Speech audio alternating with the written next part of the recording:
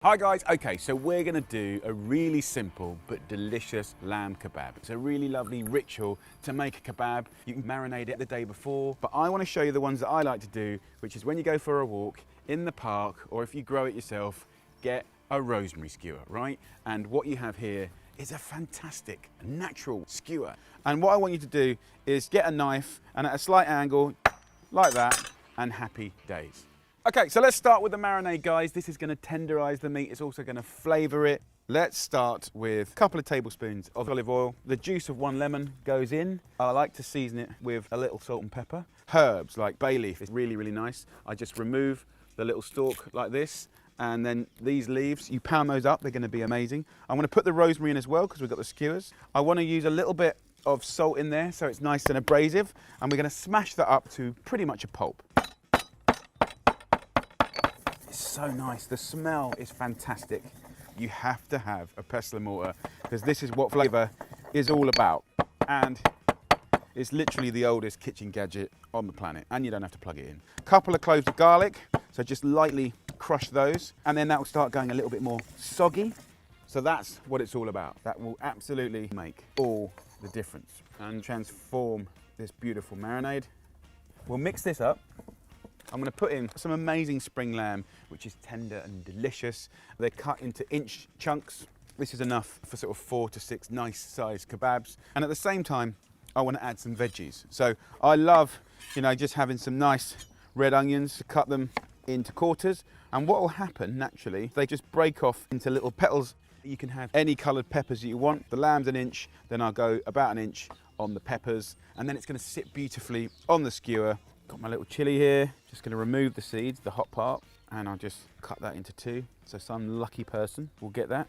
The one thing I forgot as well, which is from the garden, which is really, really nice, is oregano. When it flowers, cut it, tighten a knot, hang it up near a radiator or a window, and you get this fantastic dried oregano.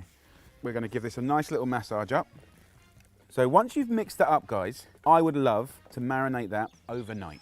Oh, it makes all the difference. I'm not going to do it today, right? And it still tastes delicious, but overnight makes all the difference. Please do it. So let's load up our wonderful little kebabs and mix it up. So meat, onion. I don't want to tightly pack it too much. I want the meat and the veggies to have access to equal heat and temperature. So let's just load these up.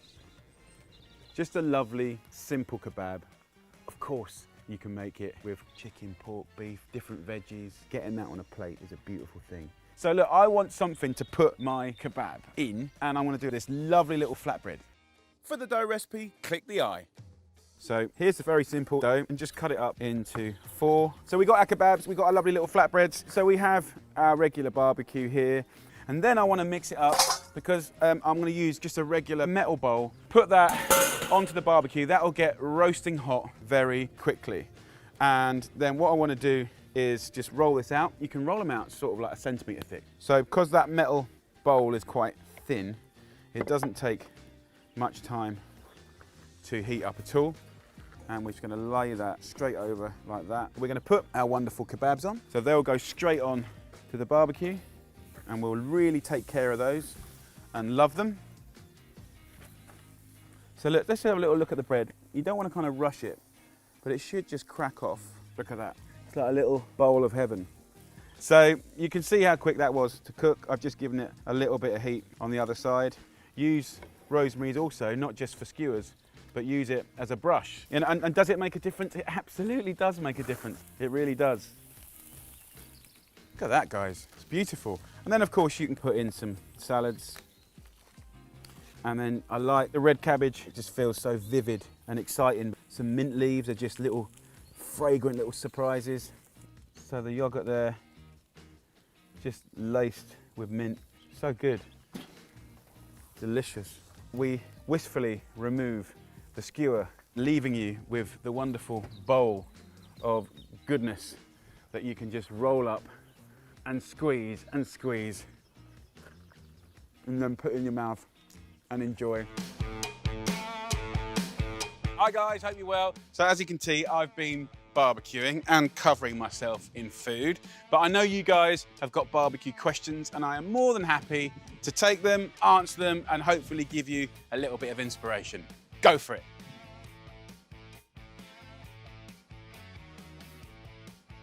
There are so many things you can do with vegetables on a barbecue. There is the quick cooking, so slicing very finely and grilling. A lot of people think that you should make a marinade and brush vegetables, then barbecue them. Don't do it, please don't do it.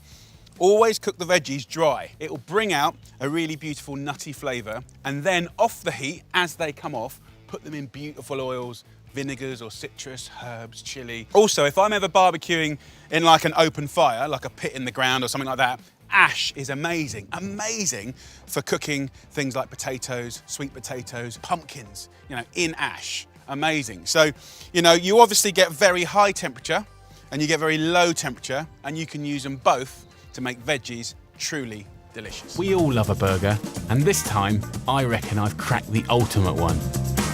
My friend Christian is an expert in all things barbecue, so he's come to help me cook it and eat it. First up, go to your butcher's and ask him for chuck steak. It's got incredible flavour. It's the classic meat for a classic burger. Divide it into 4.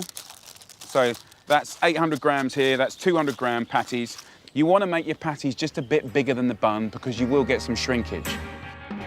I'm making 2 pickles with a few crinkle cut gherkins and a little bit of chilli, plus a second with finely sliced red onion, white wine vinegar and a pinch of salt. I'm going to do a bit of a J Sal's. Okay. 2 heaped tablespoons of mayo, 1 tablespoon of ketchup. Worcestershire sauce, important, a little swig or 2. Tabasco, Oh, I love this the stuff. Chipotle rocks. And then a little tinkle of bourbon, okay? And just a tiny dribble of your onion vinegar, iceberg. When it kind of gets dressed in that, it's kind of like half soft, half crunchy. I'm nicking this, dude. This is a really good recipe. You happy about this? Yeah, really good. Let's get grilling. Pat the burgers with oil, then season with salt and pepper.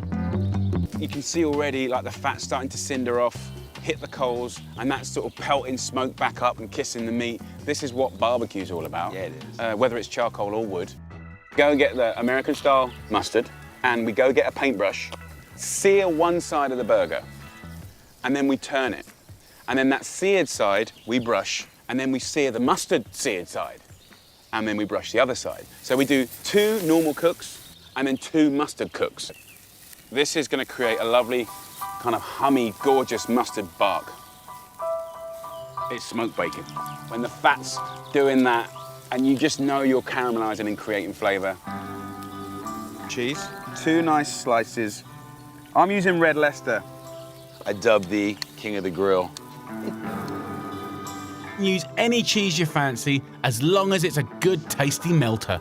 And now Oh, it's like a, we put the dome over. yeah. Okay, so that's turning into an oven.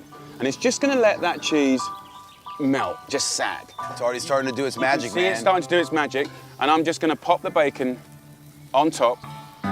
In that pan is amazing smoky bacon fat. You're not going there with the I am. rolls, are you? I am. This is a brioche bun to sort of suck up all the juices that rest out of the burger. Now for that special moment, the build. Bacon just sends it off. Oh, wow. It's so good. It's all right to eat messy, yeah? You're supposed to eat messy. You don't want to have a polite burger. No. That's boring. What are you, a wuss? God, that's such a hard question. Things like prawns are amazing on the barbecue. Why? Because they're so quick and they react so well to charcoal or wood. On a skewer, they're really easy and safe to control. You can brush them with citrus or glazes, and it's just a really gorgeous thing. You know, stuff like trout or salmon, but cut on the bias, cut at an angle so you get a nice steak on a really hot grill. Delicious. I'm gonna give you the most beautiful recipe for skewered prawns. I'm gonna wrap them on skewers with smoky bacon, and then in contrast to that, we're gonna do a beautiful salad, refreshing, with watermelon, feta, cucumber, herbs. It's a really nice combo, guys. So let's do it. First up, prawns. So what we can do is just take the heads off first. So I'll take all the heads off, like that, really easy, and you can just rattle through it super fast. Then take all the shell off until the very end bit. Lovely. Now, I want to show you how to butterfly them. Get a knife and just run that carefully down the back, don't put pressure in. And then once you've done that, you can get the knife in and take that little vein out. You have to be a little bit patient, but it's really easy to do. And it allows the marinade to get inside the prawns and make them even more delicious. Now it's time for the marinade. Really simple. Get a little dish, and then I'm gonna get a lemon and some garlic. I wanna use one of these little fine graters just to get that lovely yellow lemony zest off. I'll cut this in half. So the lemon juice will really flavour the prawns. And then I've got the garlic here. Now what I like to do, just get like 3 or 4 cloves of garlic, skin on, no problem at all. A nice little pinch of salt and a nice little pinch of pepper, and then just give it a nice little bash. And the skins will come off like that. You just get rid of that. Just smash up that garlic to a paste, and then choose a herb. It could be parsley, it could be fennel, it could be mint, whatever you want, basil. Just tear that in there, and we'll smash that in too. So once you've bashed it all up, take it out, put it into the little dish, pour over just a little bit of olive oil. That is a lovely marinade, sort of ready to kiss those prawns. And because we've prepared them with such a lot of love, that's gonna get right in to all those little cuts you made. And you can let those marinate for about half an hour, but really just move it around so all that garlic and parsley gets everywhere. Then what I wanna do is get myself a nice skewer, and I've got some smoky bacon. Take a little bit of smoked bacon or pancetta, put that on the end of our skewer, then get your prawn, and you can almost put like 2 little bits like that. And then you can put the pancetta back, and then you put the prawn. So like you can just whack it on, that's the truth of it. But I quite like weaving on. The bacon's gonna protect the prawns from the brutal heat of the barbecue. Kind of looks cool as well, look at that, man. Just make sure it's not too compacted. You wanna let everything breathe, not be too squashed in, because that will stop the heat. Let me just have a little wipe down. So look, let me get ahead of the game with the salad. We're gonna do a watermelon and feta salad. Let's cut these up. Look at the color. And then once I've done that, I'm just gonna cut the outside off, and then we'll do the next one like that. So once you've got your peeled watermelon, we're just gonna do lovely little sort of 1 centimetre, slightly over slices, 1.5 centimetres. I wanna simply slice these slices across 1 centimetre and then turn it the other way. Kind of wanna make it quite graphic and sort of like little mouth-sized chunks. So we're gonna use lemon again, and then into that, some nice cold-pressed extra virgin olive oil. To the party, just before we get going, I'll add some finely sliced red chili. So add as much as you like. And then pick a herb. Anything that you can chew and eat nicely goes in. Just that fresh, fragrant, kind of irony hit is gonna be good. I'm just gonna take half a red onion, and we'll just now mix it in to the rest of the herb leaves. That lovely watermelon goes in. So let's put the skewers on now. These will take about 5 or 6 minutes depending on the heat here. Now, let's get on to the next bit of our salad. I've got these beautiful slices of feta. I'll cut it into little slices. In we go. Look at the colours. And then cucumber. So again, a centimetre slice. So now just take a little time and pride in tossing this around. Right, let's go and have a look at these little skewers. Oh, come on. Look at that. You know, you want it to be golden and crisp. When the bacon's crisp, the prawns are done. And we've had 3 minutes on each side. Come on, man. Absolutely beautiful. And I just serve it pretty much like that. On the top, gorgeous.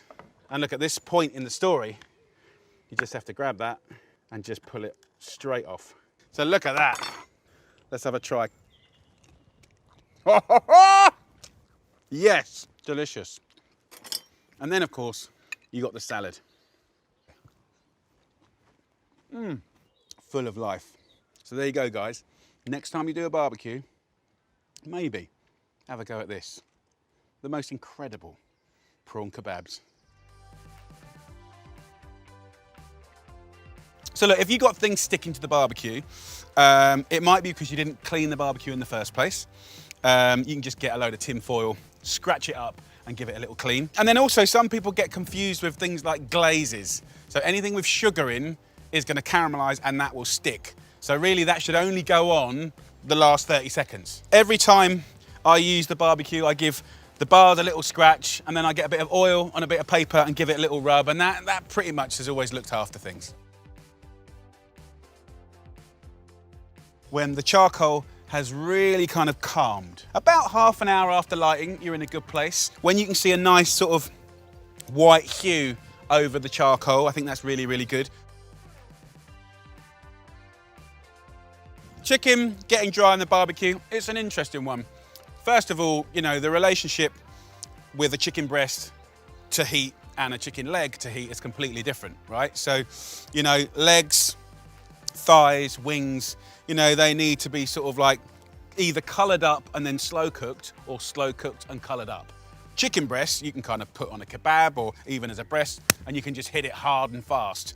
So I think that might be the reason that your chicken's dry, because probably the legs are good and the breast's being cooked at the same time. Other ways you can do it are by brining chicken, which they do a lot in America and in Jewish culture.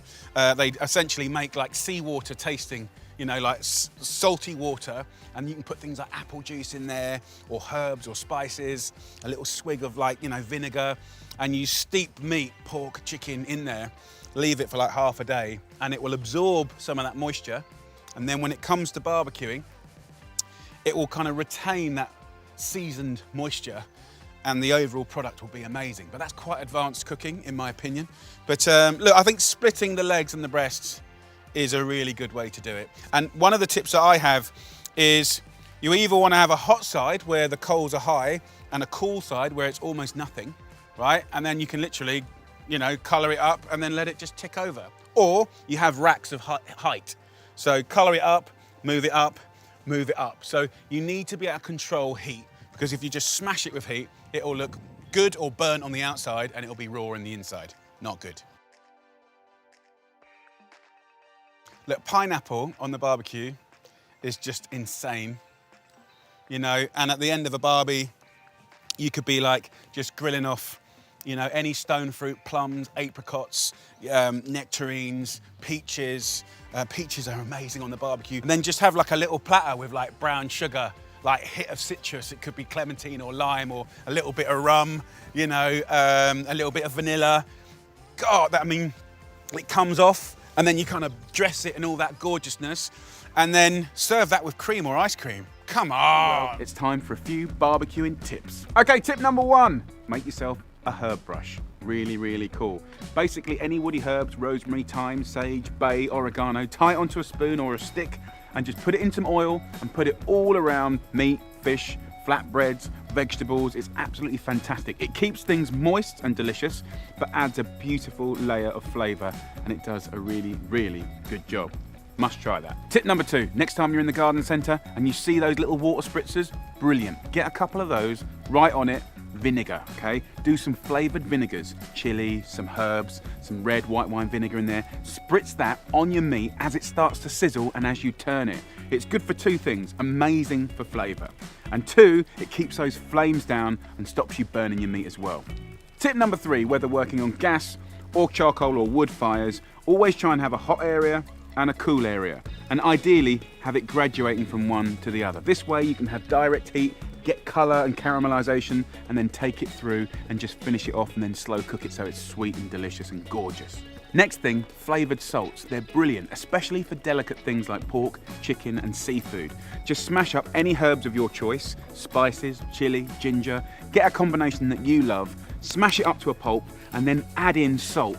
Let it dry on a tray and then smash it up again. It will last for a couple of months, and that, just simply on a piece of fish or beautiful vegetables, will make so much difference. Gorgeous flavour, really subtle. Next, if you want incredible meat with that amazing flavour around the outside, if you use regular steaks or chops cut like that thick, they're going to be cooked so quickly you'll never be able to get the proper colour on it. So get a double or a triple steak or chop, okay? This way you can spend a bit more time getting that beautiful bark, as we call it, that's caramelised and got that amazing flavour, and it's still blushing and juicy in the middle. Invest in that and your barbecues will never be the same again. Tell us about the dish that we're going to be cooking. I thought we'd get you cooking some prawns on the barbecue today at the Opera House. It's a shame not to, isn't it? Australia? Yeah, it's a shame not to. Basically, we take these beautiful big rosemary skewers. Yeah. We're going to use them as skewers. Cooking on this stalk will give you incredible flavour. We love it, don't we?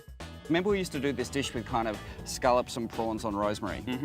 One day I couldn't get scallops, so I started using ciabatta like this, and then I push it straight down like that.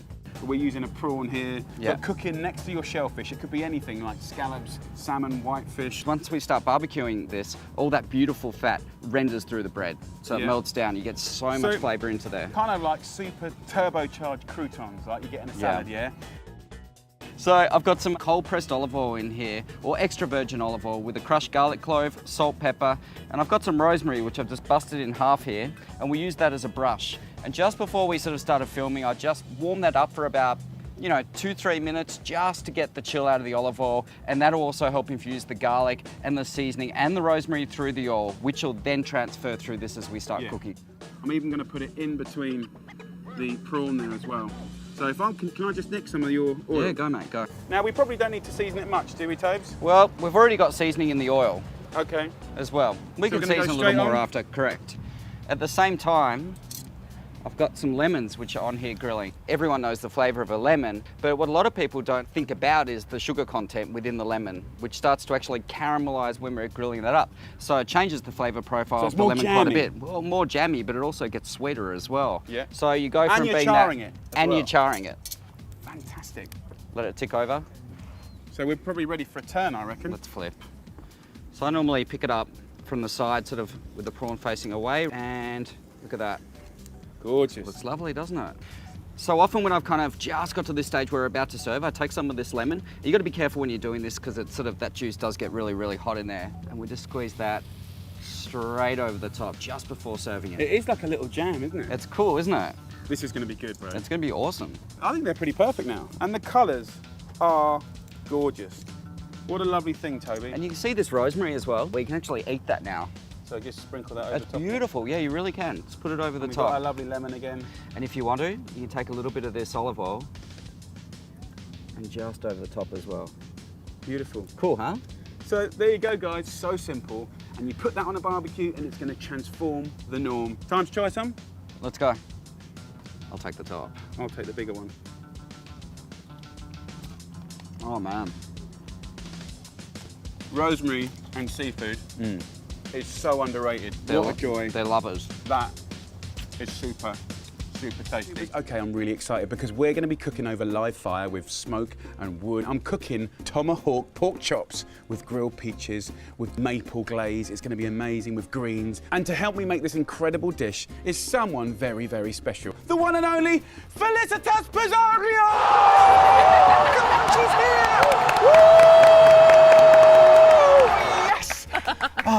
So look, let's get the pork on. We want not just the pork chop and not just the belly, we want the whole thing, okay? Obviously we love fat, but we quite like it going crispy, so I'm just gonna score the fat. Yeah. We wanna do it simple and honest. So of course, sea salt here, and we're gonna be fairly generous with the salt and pepper. It's nice to just pat a little oil on it just to make it not stick. Then I will put it on the grill. So far, I've only flavoured it with salt and pepper, as you know, but I am going to add one herb, okay? So, for instance, I have a thyme brush here. You which said is they lovely. are very good. Brush. But you could do it with rosemary. Yes. Get one of our trusty friends, the pestle and mortar. I just put that in and smash it up. Once you've bashed it up, just pour that in. So a lovely, simple rosemary oil. And just give it a little bit of love, you know, just pat it. How do you normally treat meat? Is it quite simple Simply. herbs? Yes. Many people make a salmuera, which is like a mixture of water and coarse salt, Right, is that like a brine? like a brine. Or maybe you could use like the leftover of a good wine, Argentinian wine. Yeah. And then they put everything inside and make some holes in the cork and use it. Okay, to squeeze over the top. Yes. Interesting. The kind of thing to really riff off of the pork is peaches. I love peaches. Oh, yes. What we're going to do is we're going to blacken and char the peach. I love pork and fruits. They go great together. And every time you turn it over and it's sizzling, you just give it a little kiss of that little marinade. A little kiss, I like that. Okay, so let's take this pork off now. Yeah, look at that. Great. The meat is cooked. brothers and sisters. So I've got some greens here, something healthy. Yes. So we got some purple kale here, some green kale here. This is rainbow chard. You know, these should only need a couple of minutes cooking. That's lovely, Felicitas. Yeah, we like that. The last kiss, as you say. The last kiss. You can see they're kind of burnt there. We want to take this black off, okay? You can roughly, quite chunkily chop these peaches. A nice knob of butter. I'm going to add some rosemary. Yes. Just scrape those into there. And we've already got that lovely charred flavour from the peaches. You've got the sourness and the smokiness and the rosemary happening, but we want to just riff off of that. And the way that we riffed off of that is maple syrup. About 4 tablespoons. It's that slightly North American vibe going on. And then our secret little ingredient is dark rum. Great. But you want about 4 or 5 shots. So that's nearly there. Now, can you chop me that board, my darling? What I'm going to do now is take these greens out. I just want to kind of roughly chop, you know, some of the stalks. See those resting juices in that pork? So Felicitas is going to pour that over my greens. And then just a little bit of lemon juice. Nice. Here we have your plate. That pork chop there has got your name, Felicitas. I know that, yes. Pizarro.